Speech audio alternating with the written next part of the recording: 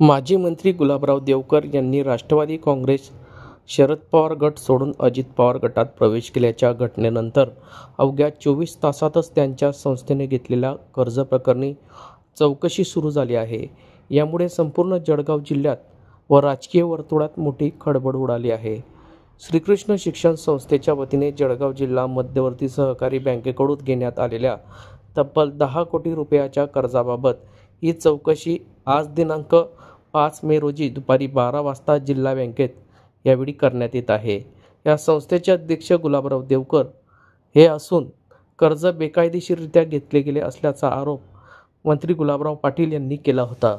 त्यांनी देवकर यांच्यावर अनेक आर्थिक गैरव्यवहाराचा ठपका ठेवत घोटाळ्यांना झाकण्यासाठीचा गटबदल केला असा आरोप केला होता.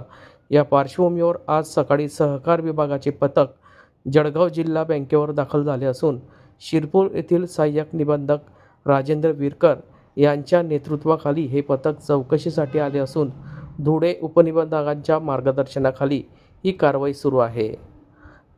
दरम्यान बँकेचे कार्यकारी संचालक जितेंद्र देशमुख यांनी चौकशी पथकात संपूर्ण सहकार्य केले जात असून मागितलेली सर्व कागदपत्रे हे प्रदान केली जात असल्याचे स्पष्ट केले आहे. सर, काय सांगाल? सहकार पथकाचं एक पथक आलेलं आहे सहकार विभागाचं, नेमकं कसली चौकशी आहे आणि काय विषय? सहकार विभागाचं श्रीकृष्ण शैक्षणिक मंडळ यांना जिल्हा बँकेने कर्ज दिलेलं आहे. त्या संदर्भात जुरखेड्याचे विकाचे संचालक एस जी पाटील साहेब यांनी तक्रार केलेली आहे. त्या संदर्भात चौकशी करता धुळ्याचे पथक आलेले आहे. राजेंद्र विरकर म्हणून सहाय्यक निबंधक व त्यांच्यासोबत काही मंडळी आलेली आहे आणि त्यांनी जे जे कागदपत्र बँकेला मागणार आहेत किंवा मागतील, बँक पूर्ण या चौकशीला सहकार्य करणार आहे.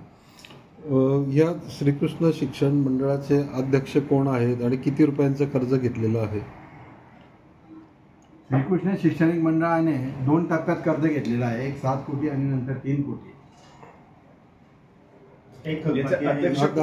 अध्यक्ष कोण आहे? नाव काय त्यांचं? अध्यक्षांचं नाव काय? संस्थेचे अध्यक्ष गुलाबरावजी देवकर हे संस्थेचे अध्यक्ष आहे. कर्ज नियम आहे असं काही? ते आता चौकशी सुरू आहे. चौकशीचा जो निष्कर्ष येईल तो तुम्हाला आम्ही सांगू. त्या संदर्भात कधी घेतलं होतं साधारणतः आणि कितीचं? 3-4 वर्ष झाले. काही टप्प्याटप्प्यात घेतलेलं होतं. ते एक्झॅक्ट तारखा आता मला नाही सांगता येणार. टोटल किती कर्ज आहे टोटल? मी आता आउटस्टँडिंग किती आहे मला अकाउंट म्हणून माहिती घेऊन घ्यावी लागेल. ज्या दिवसापासून कर्ज घेतलं त्याचे काही हप्ते वगैरे फेडले गेले आहेत का? हां, हप्ते रेग्युलर फेडलेले आहेत त्यांनी. सर, आणखी या पथकाने आपल्याकडून काय काही कागदपत्रांची मागणी केली किंवा काय? मी अद्याप ते आता आलेले आहे. त्याच्यानंतर ते मला आता लिस्ट देतील, प्रोव्हाइड करतील. त्याच्यानंतर ती माहिती त्यांची अजून आमच्याशी प्राथमिक चर्चा सुरू आहे की काय कागद पाहिजे, काय लागणार आहे. आणि या चौकशीला बँकेकडनं संपूर्ण कागदपत्र आणि चौकशीला 100% सहकार्य केलं जाणार आहे. आपलं नाव? या संदर्भात माजी मंत्री गुलाबराव देवकर नेमकं काय बोलले आहेत ते जाणून घेऊयात. गुलाबभाऊ आपल्या विरोधात होते, त्यांनी मात्र तीव्र भूमिका घेतलेली पाहायला मिळते. तुमच्या विरोधात त्यांचे आक्रमक पवित्र आहे. आपण घोटाळे केले, लफडे केले, ते लपवण्यासाठी सत्ताधारी पक्षात तुम्ही गेल्याचा त्यांनी आरोप केलेला आहे. असं आहे, ते फार अतिशय टोकाची भाषा बोलत आहे. त्यांनी मंत्री आपण आहोत, सत्ताधारी पक्षामध्ये आहोत, पैसा असेल, संपत्ती असेल, सगळं काही आहे, पण बोलताना जरा भान ठेवलं पाहिजे. आणि मी कोणते लफडे केले, कोणते भ्रष्टाचार केला काही दिवसामध्ये समोर येणार आहे. त्याचे अजून कुठे ते सिद्ध झालेलं नाही आहे, कुठे त्याचे संबंध आलेले नाही आहे माहिती समोर. आणि आपण कुठून चुटून काहीतरी भाषा बोलतो. मी अनेकदा बोललो की आज शांत राहतील, उद्या राहतील, आज थांबतील, परंतु चाललेलं आहे. मी याचा खुलासा हा नंतर अजून खूप दिवसांनी देणार आहे. या संदर्भामध्ये सविस्तर बोलणार आहे. मी पत्रकार मंडळींना पण बोललो मागच्या कालावधीमध्ये. मला त्यांना एकच सांगायचं आहे की तोल जाऊ देऊ नका आणि व्यवस्थित बोला.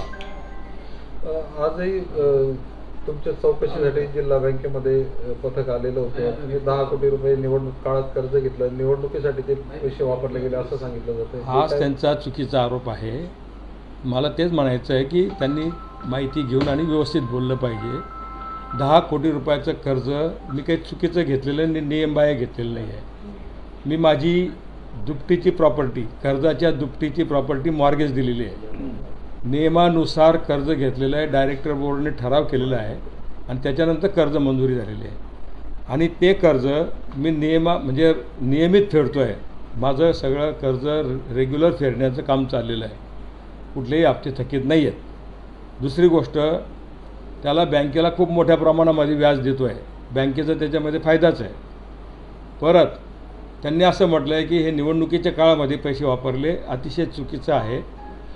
मी 2 वर्ष अगोदरच म्हणजे निवडणुकीच्या 2 वर्ष अगोदर हे कर्ज घेतलेलं आहे आणि ते योग्य कारणासाठी तिथं वापर केलेला आहे, ज्या कारणासाठी घेतलं तिथं. निवडणुकीच्या कालावधीचा संबंधच नाही आहे. 2 वर्षापूर्वीच ते कर्ज घेऊन त्याची उचल झालेली आहे. आपण म्हटले की